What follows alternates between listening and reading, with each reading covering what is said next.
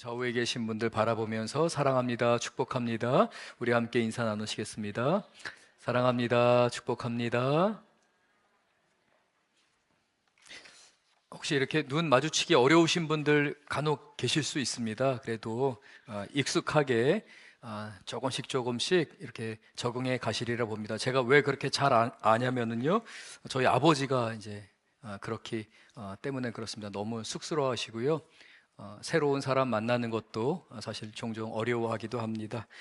우리 성도님들 모두 그리스도 안에서 우리가 한 가족임을 항상 신앙생활 가운데서 누리시기를 주님의 이름으로 축원합니다. 한번 좀 따라해 보시겠습니다. 구원은 오직 여호와께 속해 있습니다. 다시 한번 따라 하실까요? 구원은 오직 하나님께 속해 있습니다. 예, 오늘의 가장 중요한 핵심적인 주제입니다. 본문의 구원은 단순하게 우리가 천국에 들어가는 그러한 의미의 구원이 아니라 삶의 모든 것을 해결하시고 우리의 삶의 모든 것을 주관해 주시며 선한 뜻을 이루시는 그 하나님의 놀라운 구원의 포괄적인 의미입니다. 오직 하나님께만 구원이 있습니다. 그러나 우리는 종종 극심한 인생의 위기를 만나게 됩니다. 어려운 순간들을 만나게 되는 거죠. 우리가 기억해야 하는 건 심지어는 그러한 절박함조차도 하나님이 사용하셔서 우리를 구원에 이르게 하신다는 겁니다. 오직 구원이 하나님께만 속해 있는 것을 비로소 깨달아 알게 하신다는 겁니다. 우리가 지난 주간에는 세례식 그리고 성찬식을 함께 우리가 하면서 요나서 1장의 뒤에 많은 부분을 다 자세히 살펴보지 못했습니다.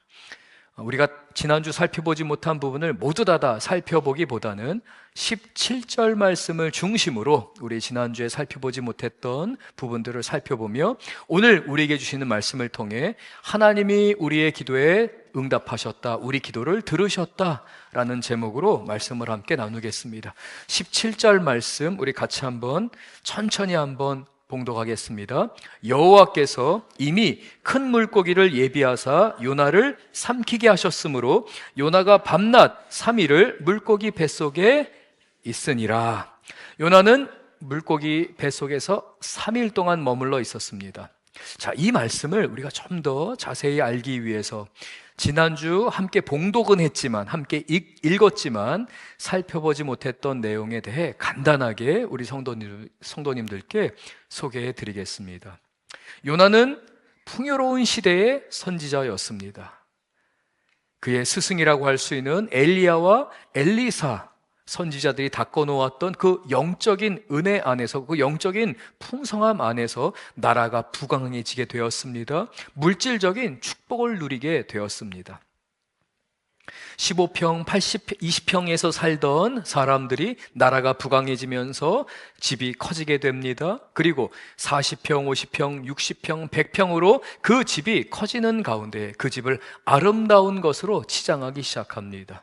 귀족들 사이에서는 큰 유행이 하나 번지게 되었습니다. 바로 상아로 만든 침대를 수입해 와서 최고급 침대로 그 집을 인테리어를 하고 장식하는 게 유행이 되었습니다.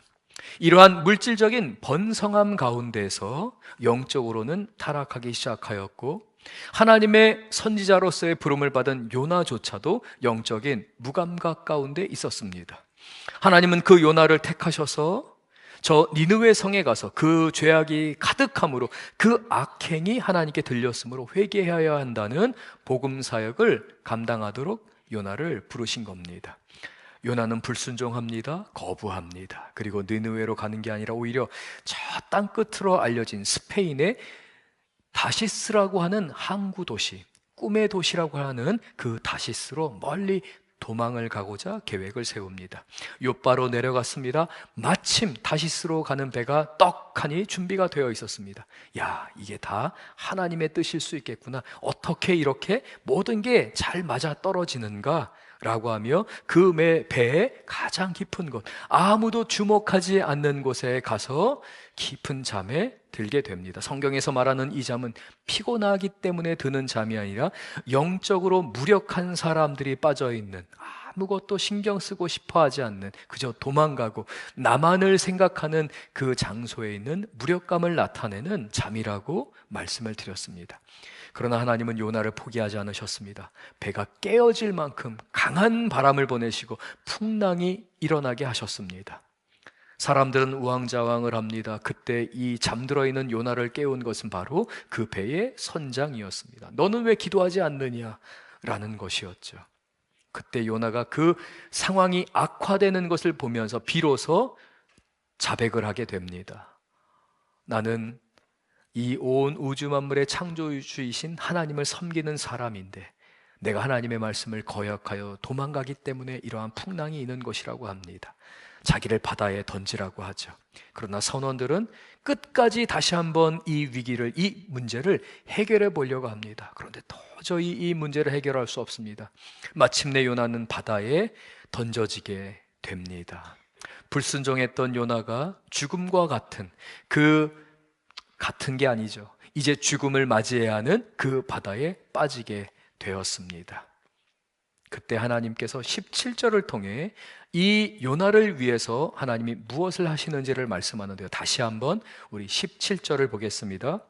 여호와께서 이미 큰 물고기를 예비하사, 하나님이 큰 물고기를 예비하셨습니다. 근데 여기 주목해야 되는 단어가 있습니다. 하나님이 큰 물고기를 준비하셨는데 언제 준비하셨습니까?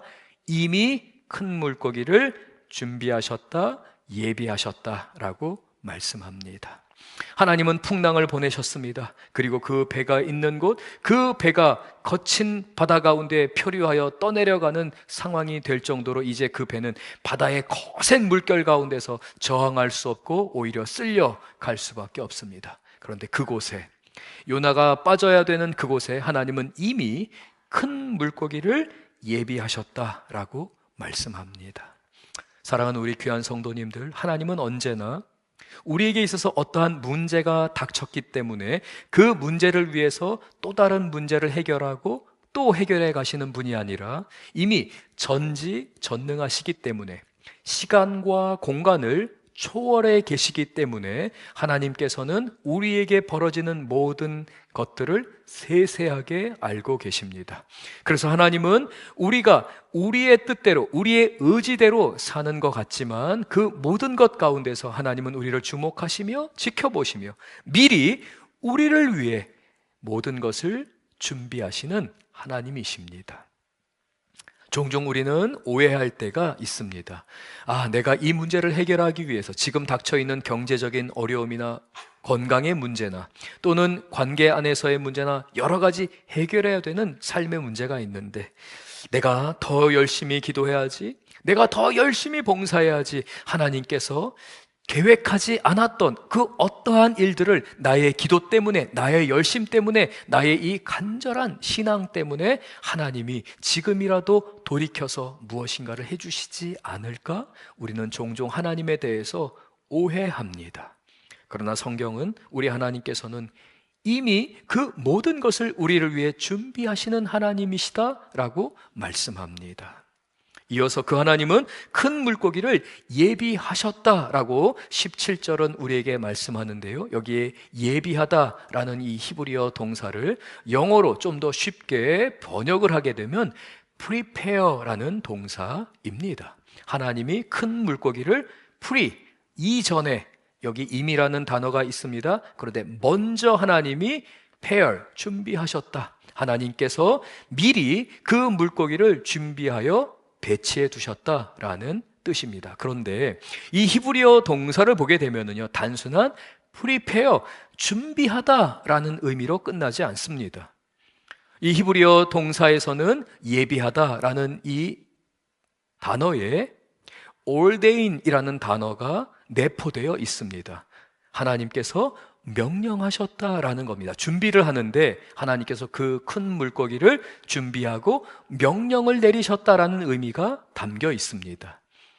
이 명령을 내렸다라는 이 ordain이라는 단어는요, 우리가 목사로서 목사 안수를 받을 때에, 그리고 장로로 세워지게 됩니다.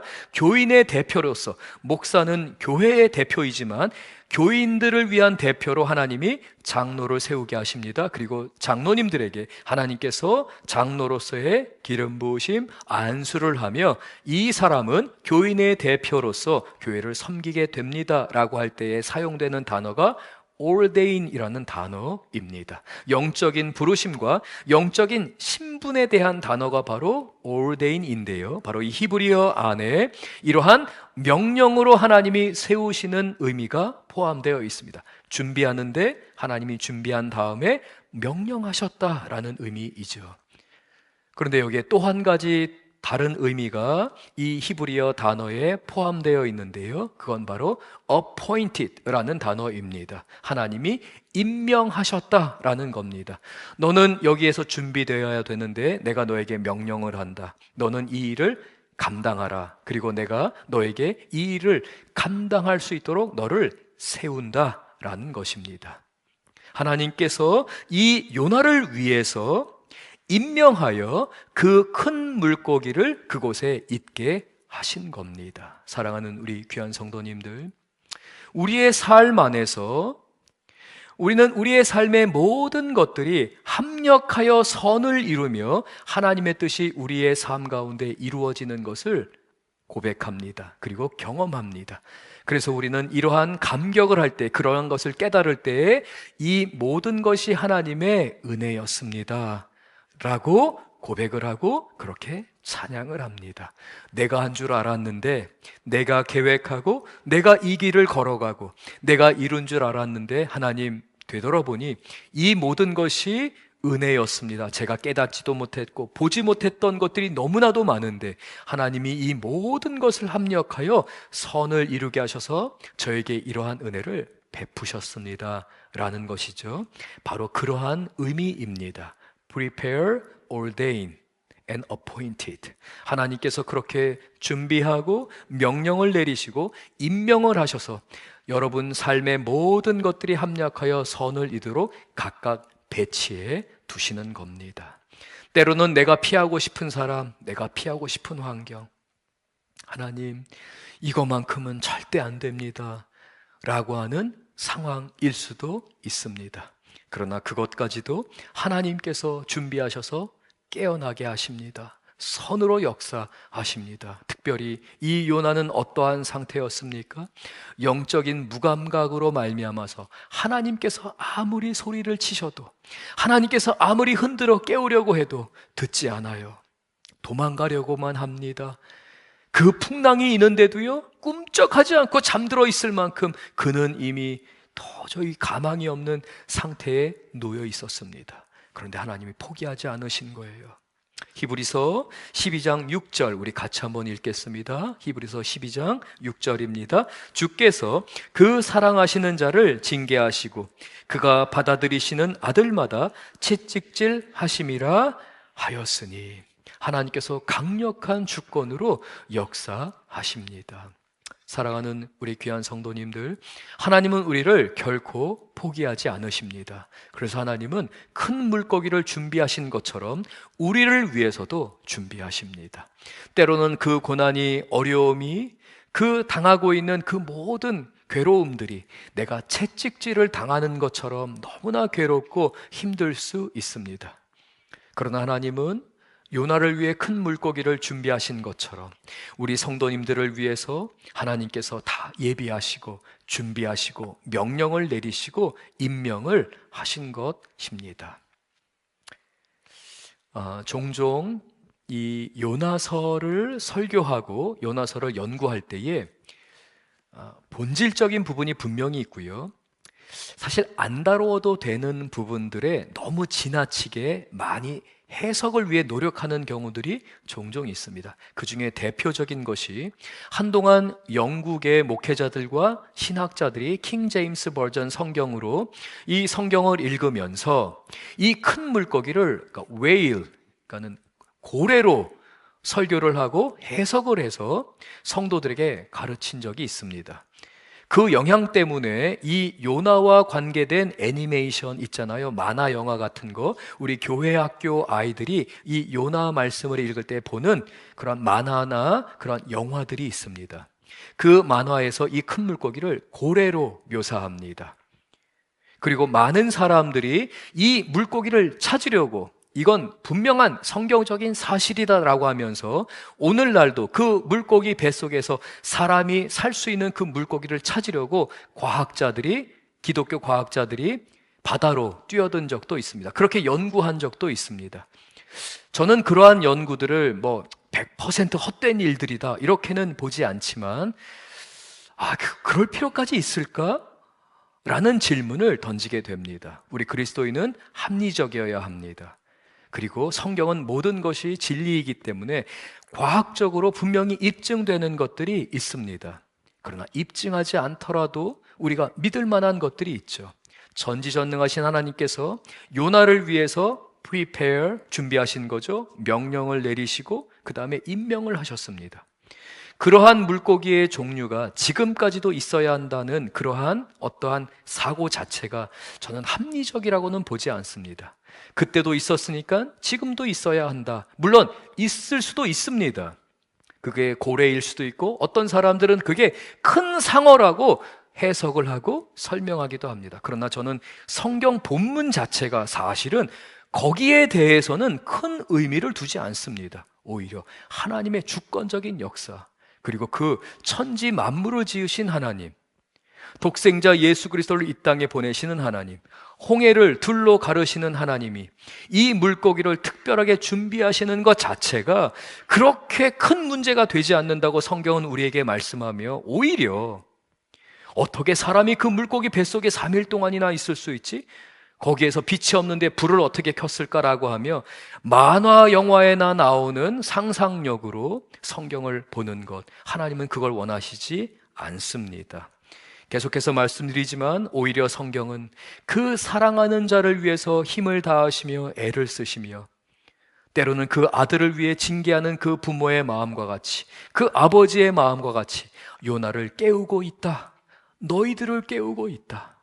교회여 일어나라, 교회여 깨어 있어야 한다 라고 성경을 통해 우리에게 말씀하고 있습니다.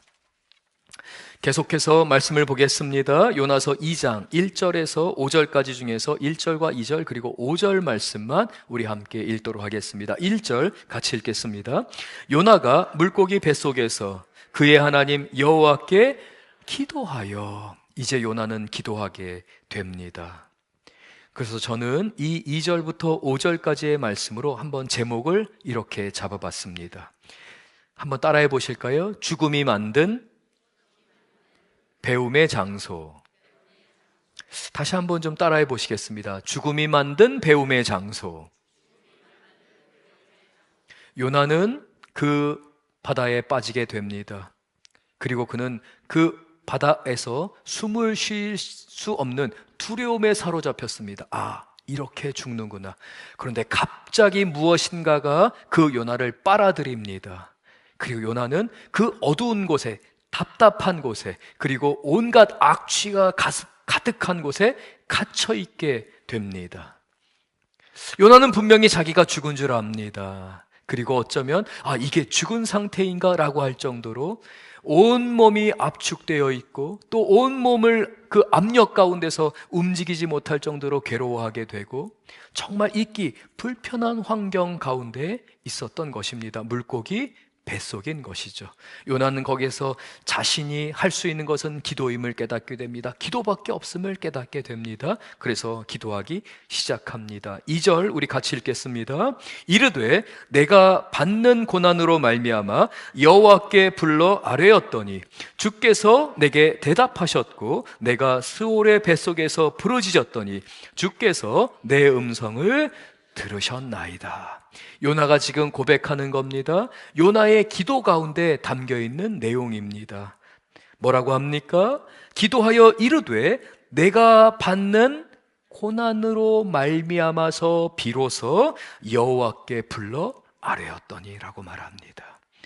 고난으로 말미암아서, 괴로움으로 말미암아서, 실패와 좌절로 말미암아서 요나가 비로소 그 고난으로 말미암아 하나님의 이름을 부르짖고 자신의 생각, 자신의 모든 것으로 오직 자기만을 생각했던 그 생각들이 다 무너지게 되고 하나님을 바라보며 하나님께 불러 아뢰었다라고 말씀합니다. 계속해서 말씀을 보겠습니다. 주께서 내게 대답하셨습니다 라고 말합니다. 하나님, 저 그냥 이대로 끝나는 줄 알았는데 제가 이 스올의 깊은 죽음 가운데, 고통 가운데 있는 가운데서도 하나님은 내 기도에 응답하십니다 라는 믿음의 고백을 하기 시작하는 겁니다.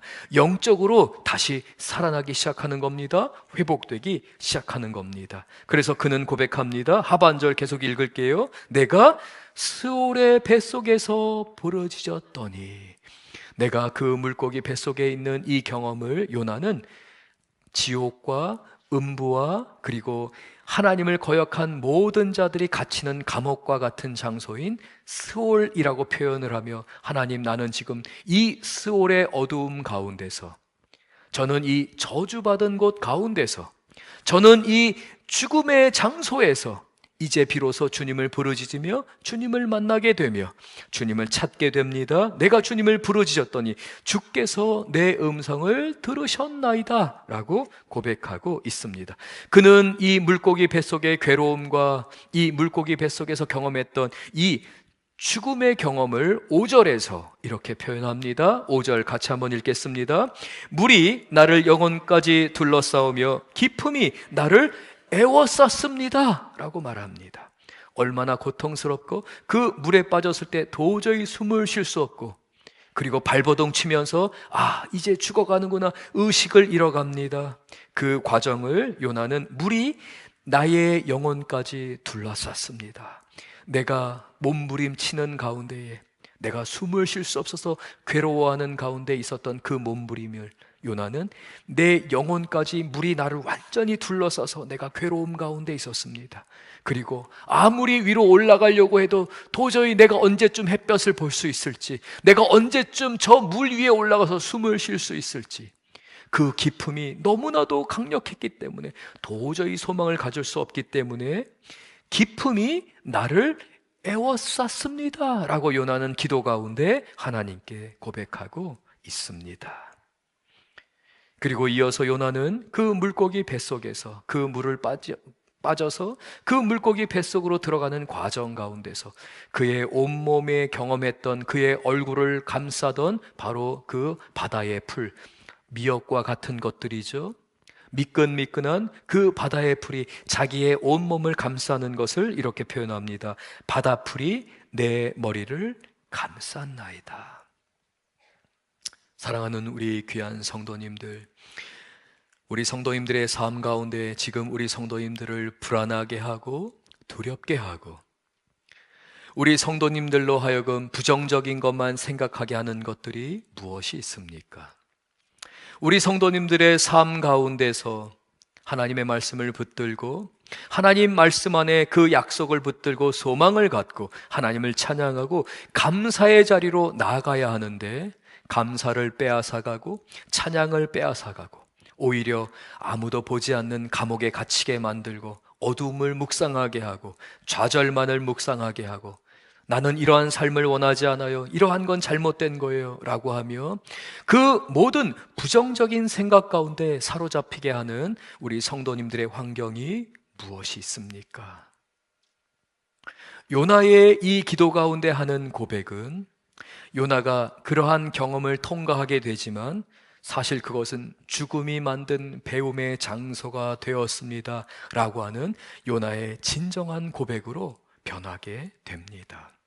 고린도 후서 1장 9절을 보면 그러한 극심한 고통을 당하는 성도의 삶에 대해 사도 바울이 이렇게 고백하는 장면이 나오는데요. 고린도 후서 1장 9절 우리 같이 한번 읽을게요. 우리는 우리 자신이 사형 선고를 받은 줄 알았으니 라고 말씀합니다. 얼마나 힘들었으면, 삶이 얼마나 괴로웠으면 내가 지금 사형 선고를 받은 것처럼 힘듭니다, 괴롭습니다 라고 사도 바울이 고린도 교회에 편지를 쓰고 있는 겁니다. 사도 바울은 어떤 사람입니까? 바리새인 중에 바리새인입니다. 히브리인 중에 히브리인입니다. 종교적으로 존경받는 사람입니다. 흠이 없는 사람이라고 할 수 있습니다. 어디 그뿐인가요? 사도 바울은 이 당시 유대 사회에서, 유대 디아스포라에서, 유대의 이민자들 가운데서 가장 잘 사는 집안 출신 중에 한 사람이었습니다. 그의 아버지는 부유한 거부였습니다. 남부럽지 않게 자란 대기업의 자녀로 자란 사람이었습니다. 어디 그뿐인가요? 신분에 있어서도 그 로마 제국의 그 많은 거의 90% 이상의 사람들이 노예였습니다. 오히려 종속된 나라의 사람들이었습니다. 그러나 그 모든 사람들을 다스리는 로마의 시민, 특별한 선민의식을 가질 수 있는 사람이기도 했습니다. 더 나아가서 사도 바울은 영리하고 똑똑하고 성실한 사람이었습니다. 아니, 이 정도 돈이 있으면은 좀 나태하고 어느 정도 허점이 있을 법도 한데 사도 바울은 굉장히 똑똑하고 성실한 사람이었습니다. 그래서 그 당시에 아무나 갈 수 없었던 학교에 가서 공부를 합니다. 그러한 스승 밑에서 자라게 됩니다.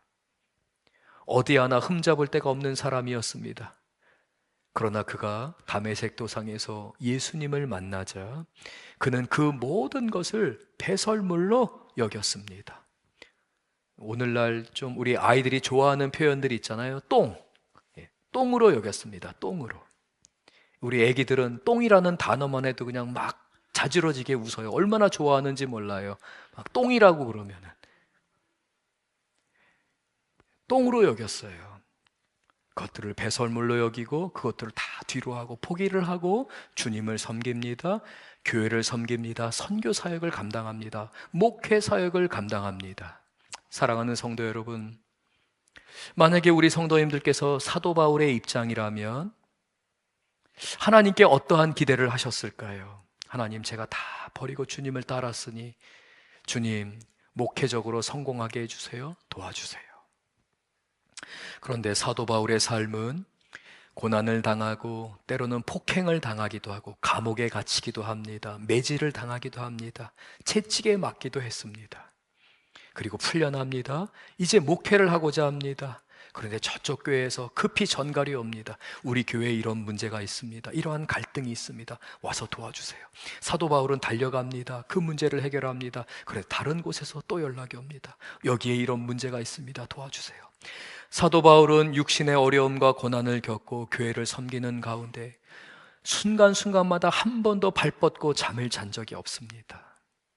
여기에서 문제가 생기고 저기에서 문제가 생기고 이거 해결하면 또 저기에서 문제가 생깁니다. 그래서 사도 바울은 고린도 교회를 향해서 자기의 삶을 정리하고 자기의 목회를 이렇게 표현하는 겁니다. 우리는 우리 자신이 사형 선고를 받은 줄 알았습니다. 하나님이 우리를 버린 줄 알았습니다. 그럴 정도로 너무나 힘들었습니다. 라고 말합니다. 우리는 우리가 사형 선고를 받은 줄 알았습니다. 그러나 고린도서 1장 9절은 이렇게 말씀합니다. 계속 읽겠습니다. 이는 우리로 자기를 의지하지 말고 라고 말합니다. 이는 하나님께서 내 재산, 내 능력, 나의 실력, 나의 경험을 의지하지 말고 누구를 의지하게 하려 하심이라고요? 계속 읽을까요? 오직 죽은 자를 다시 살리시는 하나님만 의지하게 하려 하심이라고 사도 바울은 고백하고 있습니다. 나는 죽을 만큼 힘들었습니다. 한 번도 마음 편안하게 잠을 잔 적이 없습니다. 그러나 이것은 하나님께서 나를 의지하지 않고 오직 죽은 자를 살리시는 하나님, 기적을 행하시며 능력을 베푸시며 하나님의 선한 뜻을 이루기 위해서 나를 인도하시는 그 하나님만 의지하게 하려 하심입니다 라고 고백합니다. 사랑하는 우리 귀한 성도님들, 제가 미국에서 목회를 하는 가운데에 저는 정말 제가 사형 선고를 받은 줄 알았습니다. 내가 도대체 무슨 잘못을 해서 내가 이러한 어려움을 겪는가?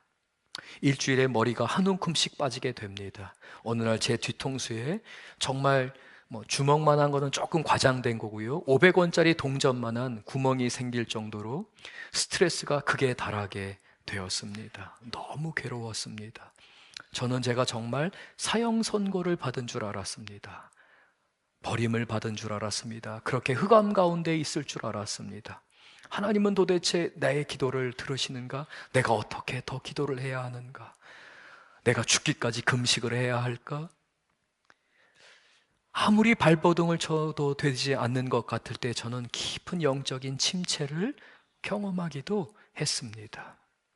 정말 죽을 것 같았습니다.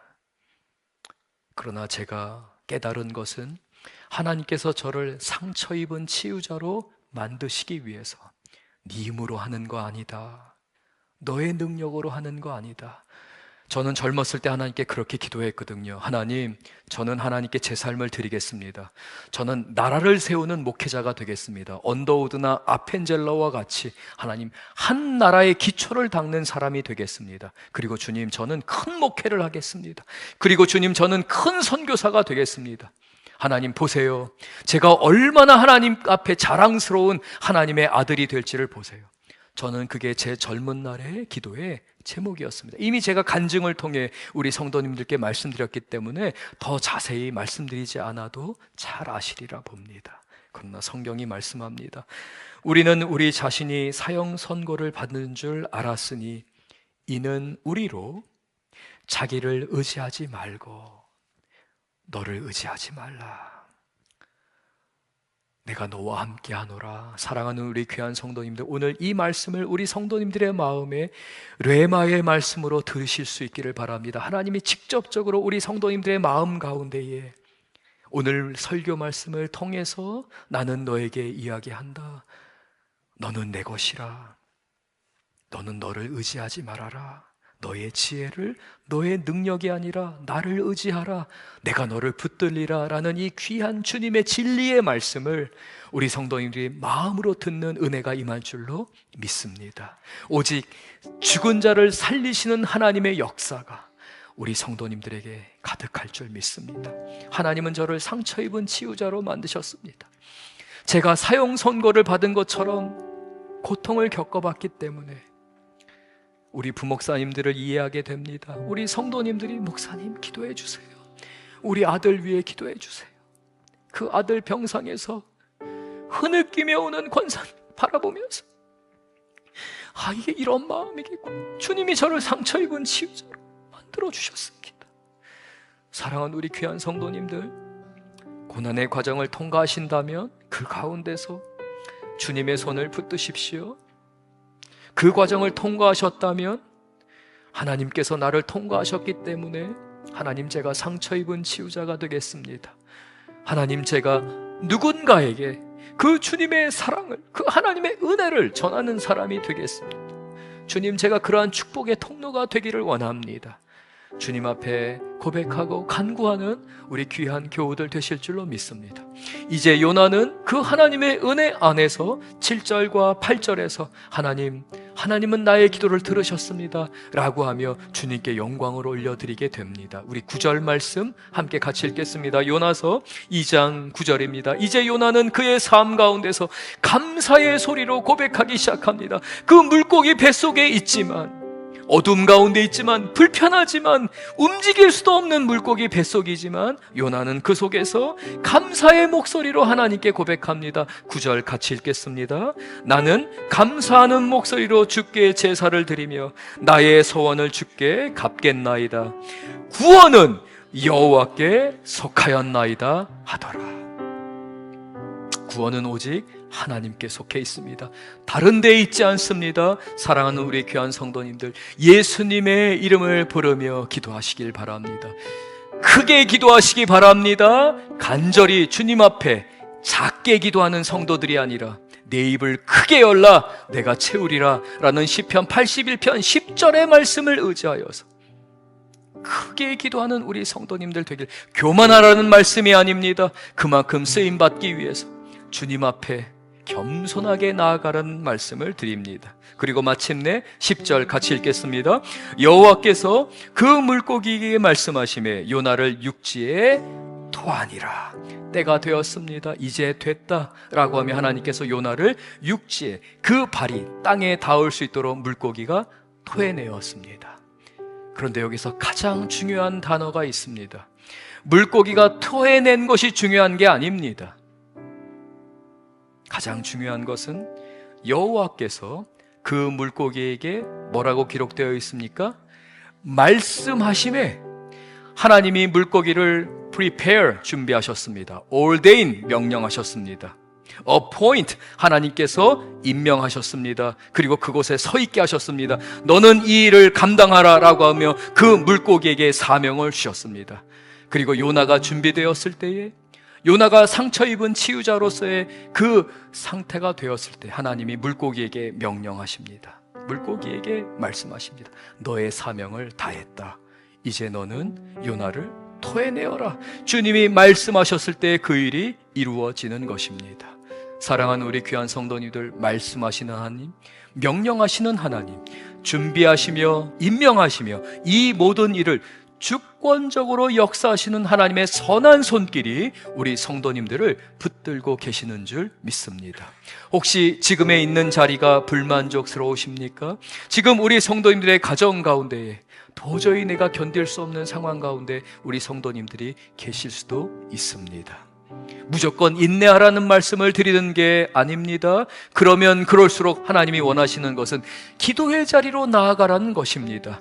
죽음이 만든 배움의 장소가 허락되어 있기 때문에 그렇습니다. 하나님은 그곳에서, 우리가 그렇게 부르짖는 그곳에서 하나님은 기도에 응답하시는 하나님, 하나님이 그 기도를 들으시기 때문에 그렇습니다. 우리 함께 주님께 우리의 삶을 드리며 같이 찬양하며 주님께 나아가기를 원합니다. 오늘 말씀을 기억하며 우리가 찬양하길 원합니다. 우리 성도님들 가운데 혹시 빈들의 마른 풀처럼 그 10년 가운데 하나님의 도우심이 필요한 교우들이 계십니까? 성령의 단비를 보내주시옵소서 간구하는 성도님들이 계십니까? 그렇다면 오늘 말씀을 기억하며 다 함께 일어나서 찬양하길 원합니다. 주님, 빈들의 마른 풀같이 시들은 나의 영혼 가운데 은혜 허락하여 주시옵소서. 우리 믿음으로 함께 찬양하겠습니다.